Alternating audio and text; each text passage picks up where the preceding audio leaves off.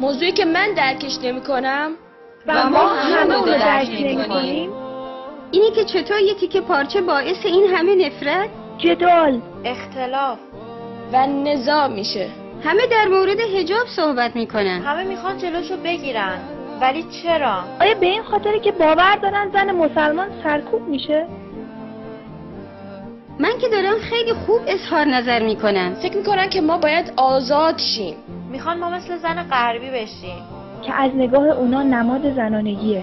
چی؟ کفش پاشنه بلند، لبهای رشد زده؟ اینا آزادت میکنه؟ آیا به خاطر اینه که من به این شیوه لباس میپوشم؟ یا به این خاطر که ظاهر ما شبیه به همه؟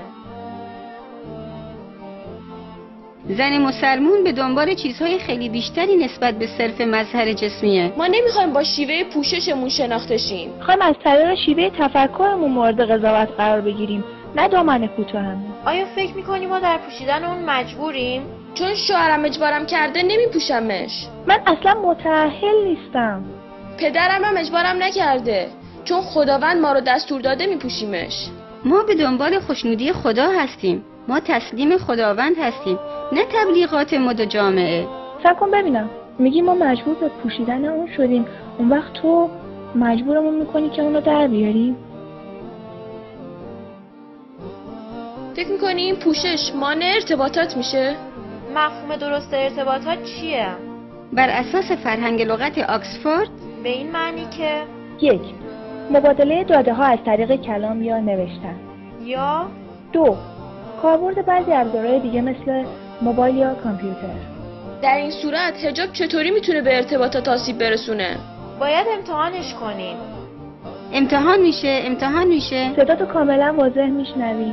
وقتی با کسی صحبت میکنیم مجبور نیستیم به صورتش نگاه کنیم. دقیقاً همونطور که با تلفن صحبت میکنیم نمیتونیم طرف مقابل رو ببینیم. اگه واقعا میخوای از حجاب جلوگیری کنی باید اول استفاده از تلفن رو ممنوع کنی.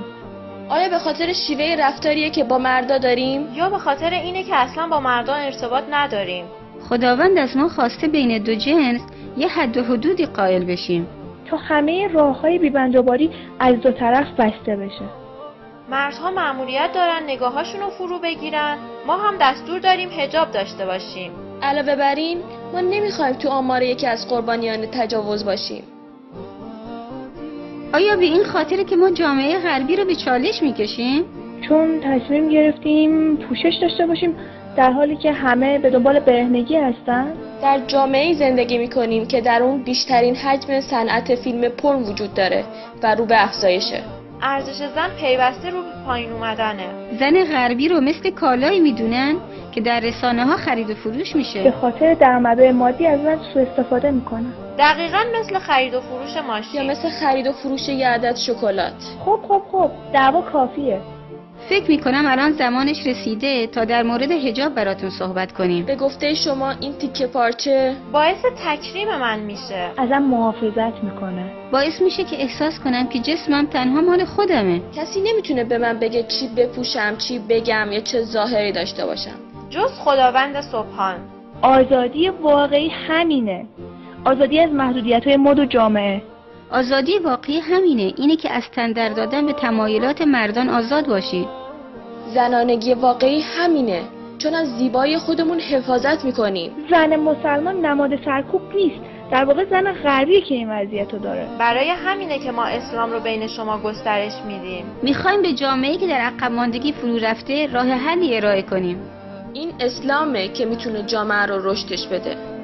برای اینکه اون چیزی رو که از دست دادیم پس بگیریم، عزت، احترام، نه فقط به زنان بلکه به مردان نیز. در واقع برای همه بشریت. پس وقت اون شده که من و تو هم با حجاب زندگی کنیم.